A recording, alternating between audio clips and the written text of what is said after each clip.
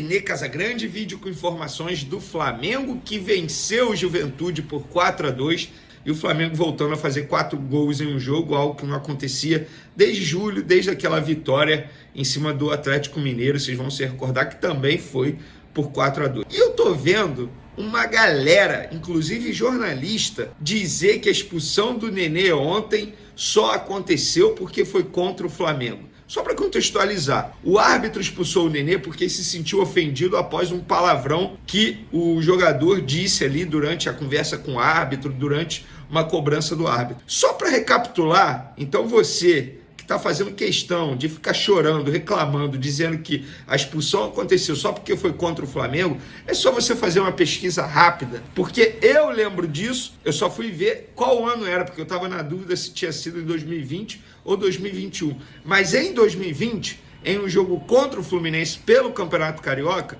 o Gabigol foi expulso pelo mesmo motivo, por ter dito um palavrão na ocasião para o árbitro, ali no fim do jogo, já nos acréscimos. Então, na boa, não existe isso de a arbitragem ajuda o Flamengo. Pô, que mimizada danada. A arbitragem do futebol brasileiro é horrível. É você torcer para a arbitragem não errar contra o seu time. É isso que tem acontecido nos últimos anos, sobretudo nessa temporada. Eu comecei com esse desabafo, até esqueci de pedir para a galera se inscrever no canal, dar o like no vídeo, ativar a notificação e também compartilhar o vídeo com os amigos, com as amigas. Vamos para as informações? Vamos lá, galera. Antes de mais nada, mais uma ótima entrevista coletiva do técnico Felipe Luiz, abordando todos os assuntos. É questionado, responde de uma maneira simples, para o torcedor entender, mas responde. E também é ele que fala. Ele não coloca nenhum auxiliar, nenhum preparador físico, não. É ele que fala. E sim, isso é uma crítica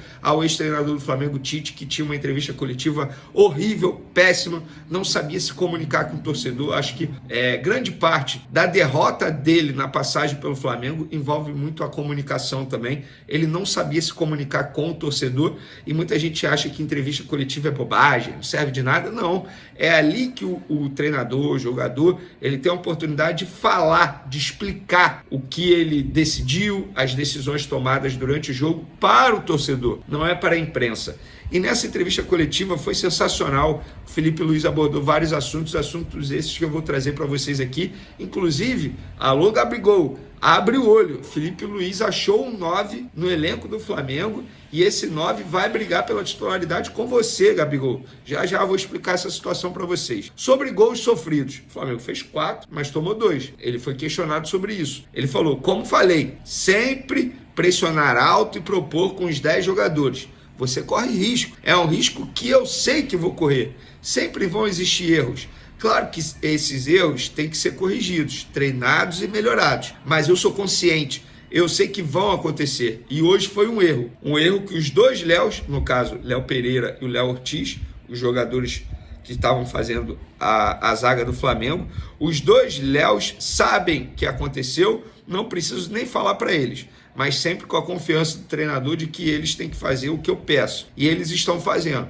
Alguns momentos vão criar desajustes na defesa. Claro que não gosto de tomar gol. Não quero tomar gol. Vou fazer de tudo para corrigir durante a semana. Treinar esse aspecto da vigilância para poder ter a bola com mais segurança. E na boa, assim, já que ele tocou no assunto Léos, a dupla de zaga, eu penso que a dupla de zaga tem que ser Fabrício Bruno e Léo Ortiz. Por quê? E eu vou justificar essa minha fala aqui, porque eu faria isso. Com Fabrício Bruno e Léo Ortiz, você teria velocidade. Fabrício Bruno tem uma velocidade absurda. Quer queira ou não, é muito difícil ganhar do zagueiro rubro-negro na velocidade. Tem uma explosão muito boa, mas não tem uma saída de bola muito boa. O que o Léo Ortiz tem em excelência. Então, acho que os dois se completam. E, além do mais, os dois jogaram juntos durante muito tempo, nos tempos de Red Bull Bragantino. Eles se conhecem dentro de campo, já tem entrosamento. O Léo Pereira, e isso aqui não é uma crítica ao Léo Pereira, mas eu acho que o Léo Pereira, acaba sendo uma crítica de uma maneira indireta, ele está expondo o setor defensivo, muitas vezes, em muita ida ao ataque. Ele não está fazendo a cobertura do lado esquerdo da maneira correta, como fez em outrora. Então, acho que o Léo Pereira, nesse momento, merece ficar com uma opção no banco de reservas e o Fabrício Bruno ser titular. Inclusive, o Felipe Luiz foi questionado sobre o Fabrício Bruno e ele disse: Fabrício, como eu falei em outras coletivas, é um jogador espetacular. Para esses jogos agora, preferi começar com o Léo Ortiz e Léo Pereira por uma questão estratégica. Contra o Fluminense, eu decidi começar com o Fabrício por uma questão estratégica. E eu não errei, ok? Não veio a vitória, mas o que eu vi do Fabrício me agradou muito. E eu já conheço também, não é novidade, e o Fabrício está para ajudar a equipe, nem sempre deixa muito claro isso. Tanto ele quanto o David sempre estão treinando bem. Davi, no caso, que é no caso do Davi Luiz, sempre estão treinando muito bem. Se esforçando. Estão ajudando a equipe do lugar onde estão agora. Não entraram hoje, por exemplo, mas ajudaram a equipe. No próximo jogo, como você falou, o Fabrício pode jogar. Talvez o Davi Luiz também. São jogadores muito importantes para mim, já entenderam como eu quero jogar e pouco a pouco eles vão tendo minutos. O Léo Pereira está suspenso, próximo jogo do Flamengo, que é contra o Internacional pelo Campeonato Brasileiro, dia 31, ou seja, quinta-feira que vem, se eu não estou enganado, vou até conferir aqui no calendário, é isso mesmo, quinta-feira que vem o Flamengo encara o Internacional, um jogo atrasado da 17ª rodada, jogo importante. O Internacional vencendo o Flamengo, passa o Flamengo na tabela do Campeonato Brasileiro. Então, Felipe Luiz falou sobre o Fabrício Bruno, porque escolheu o Léo Ortiz e Léo Pereira.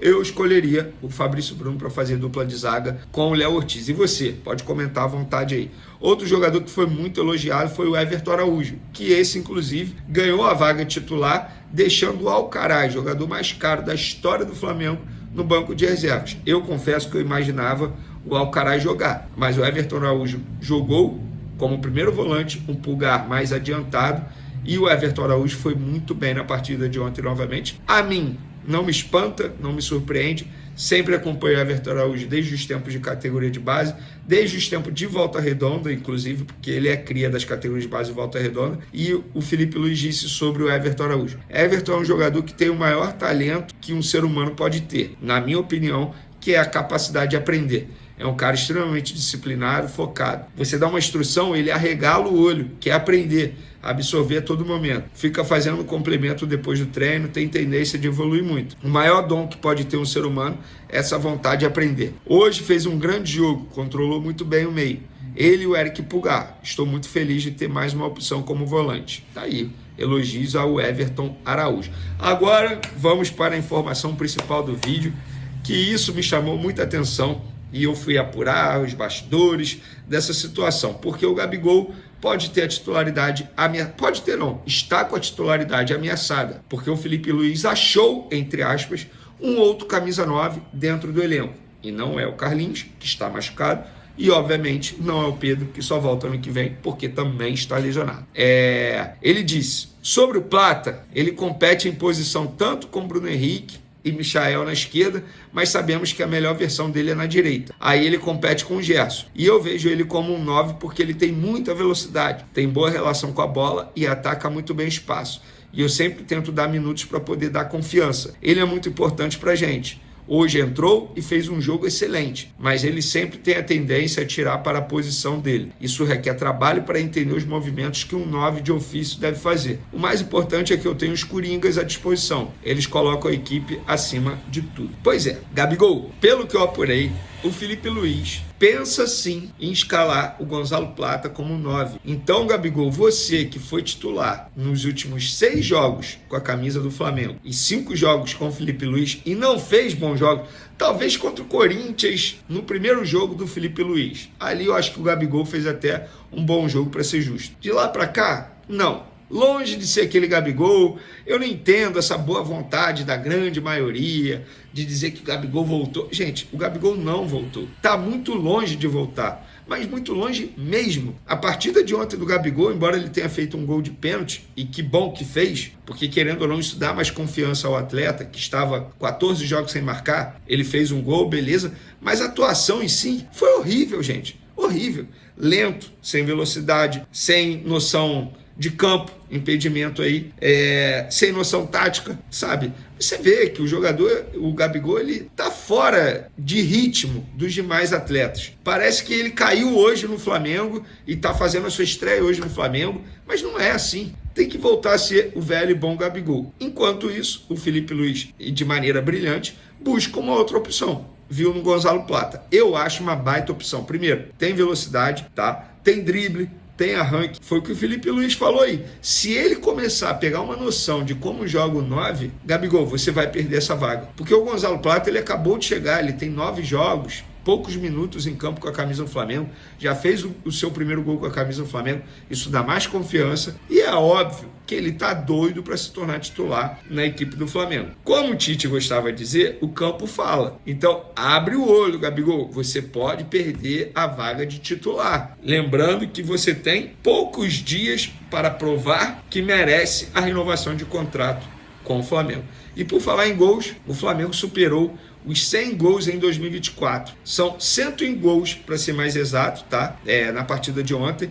Em 65 partidas, 25 jogadores diferentes do elenco marcaram as redes adversárias. O top 5, Pedro continua em primeiro, obviamente, 32 gols em 45 jogos, nossa, um número absurdo. Arrascaeta, 9 gols em 43 jogos. Bruno Henrique, 8 gols em 50 jogos. Cebolinha, 6 gols em 32 jogos. Luiz Araújo, 6 gols em 52 jogos. Olha isso. O Gabigol vem logo depois, sexto colocado aí no ranking de artilharia dos jogadores do Flamengo, com 5 gols, gente. É muito pouco. É muito pouco. Me desculpa vocês que defendem o Gabigol. Tá boa, mas eu preciso ser honesto. Eu preciso fazer uma análise fria e sincera. A temporada do Gabigol é ridícula, gente. É ridícula. Bom, se você pensa diferente, fique à vontade, pode comentar aí também. Márcio Feijão, boa noite, Nicola, parabéns pelo trabalho, obrigado. Alguma novidade sobre centroavante para o Mengão para a reserva do Pedro em 25?